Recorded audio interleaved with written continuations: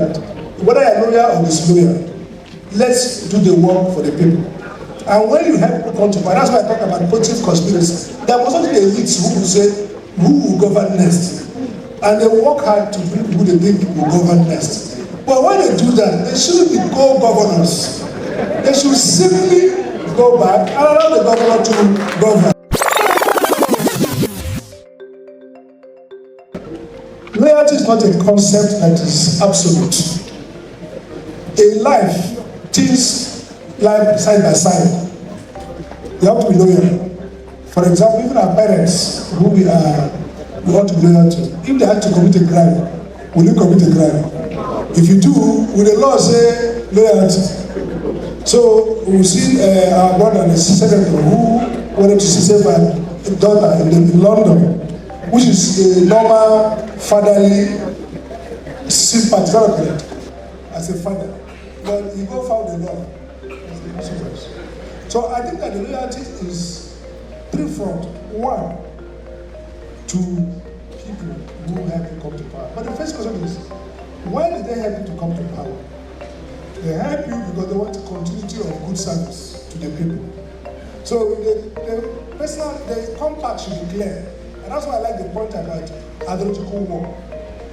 What we are suffering is that the concept of government as personal rule and ownership is now confusing with the concept of government as serving the people. So at that level, loyalty is very simple. Loyalty is to respect the person, acknowledge what they did for you, help them in ways one should help his mentors way.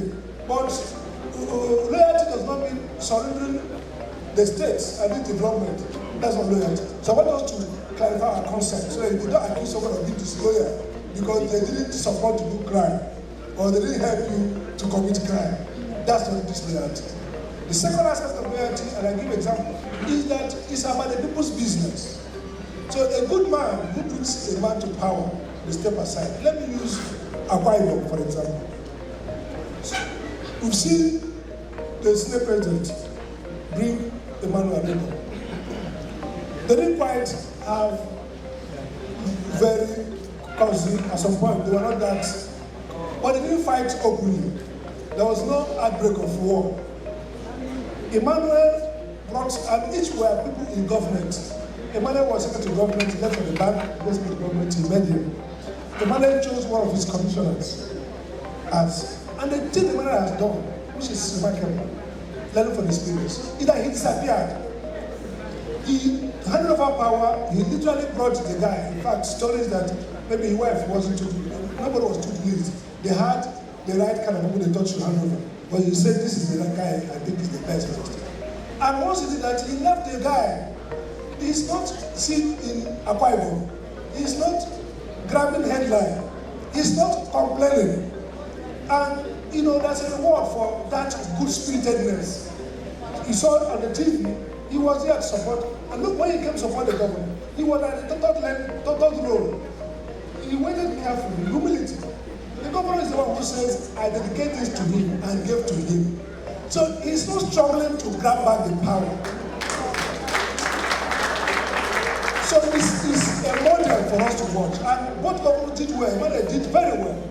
And that government is doing well too. So I think that loyalty is not, shouldn't be seen from the psychological trauma of people's own family.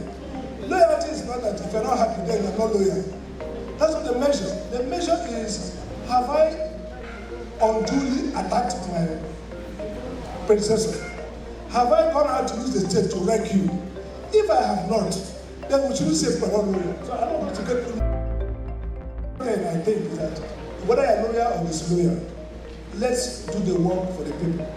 And when you help people come to power, that's why I talk about positive conspiracy. There must not be elites who will say, who will govern next? And they work hard to bring who they think will govern next.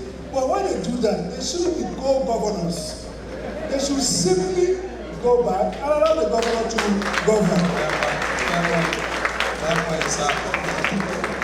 The point you made, sir, concerning how, you know, we need to build a tradition of succession. A person coming into office, eventually the person leaves, And then there has to be a pipeline of leaders, who are then recruited using very well-vetted standards of leadership recruitment. I would like Professor Akani to speak to this question of how can we make sure that people don't get into office by accident, but that they are actually part of a deliberate leadership recruitment process. What is the nexus between mentorship and future leadership development, so that people don't find themselves in office by chance, and then when the time comes and they leave office, they continue to have this kind of trauma of withdrawal. How can we make sure that those who are coming into office are part of a well-organized pipeline of leadership recruitment, especially in this state? Professor Akani. Thank you very much. Please permit me to start with the already established protocols. I think that mentorship is a tool for emerging future leaders. Mentorship is a process whereby experienced leaders teach others skills and empower these leaders in their role. Nobody is born a leader,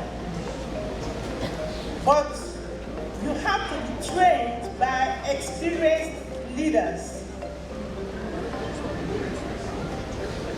When you begin to mentor somebody, the person becomes loyal to you because you are teaching the person the right way, especially that way that will benefit those you are leading.